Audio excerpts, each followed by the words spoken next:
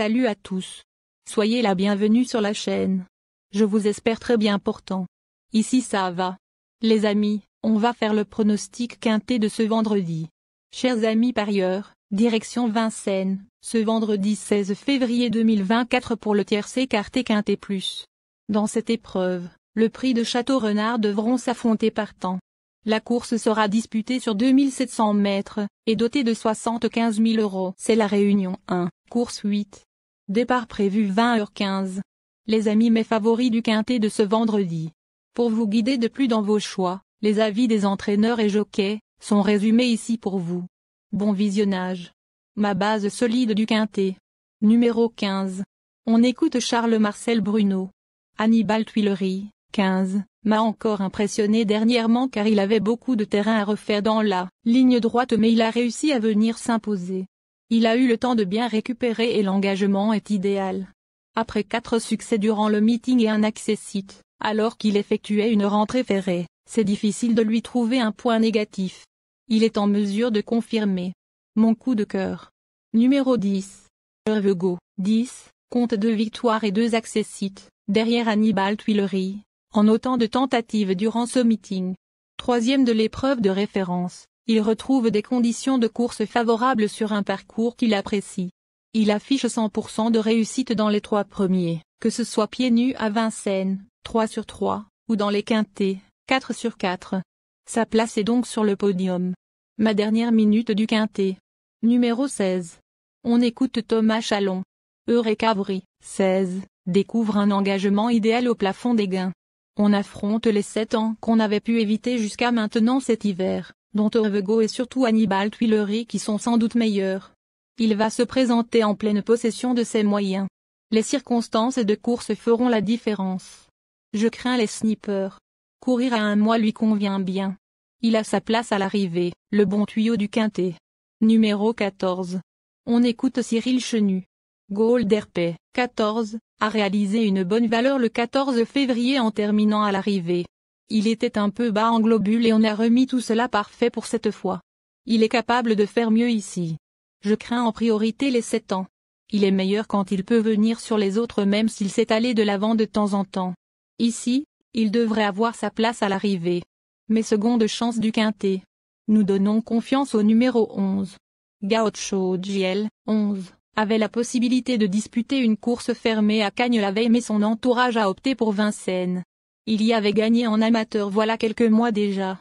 Il possède beaucoup de fonds et devrait être avantagé par la sélectivité de la grande piste parisienne. Il a montré qu'il était revenu au mieux physiquement. C'est un miraculé après un accident cet été. Il mérite un large crédit. Ensuite numéro 3. On écoute Théo Duval d'Estaing.